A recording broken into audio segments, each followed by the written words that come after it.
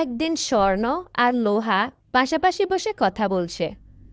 স্বর্ণ মুচকি হেসে বলল, ভাই লোহা, দেখো তো, আমাকেও স্বর্ণকার হাতুড়ি দিয়ে পেটায়, তোমাকেও কামার হাতুড়ি দিয়ে পেটায়, কিন্তু আমি তো কোনো আওয়াজ করি না, চুপচাপ মেনে নেই। আর তুমি তুমি তো শুধু ঠন ঠন ঠক ঠক করে চেঁচিয়েই উঠো। এত শব্দ কেন করো রে ভাই? লোহা ধীরে হেসে উত্তর দিল, ভাই স্বর্ণ, তফাৎটা বুঝিস না। তোমায় যে হাতুড়ি দিয়ে পেটানো হয় সেটা লোহার, আমাকে যে হাতুড়ি দিয়ে পেটানো হয় সেটাও লোহার। নিজের আপনজন যখন আঘাত করে তখন কষ্টটা অন্যরকম লাগে, বুক ফেটে চিৎকার বেরিয়ে আসে, বুঝলি? স্বর্ণ চুপ করে গেল।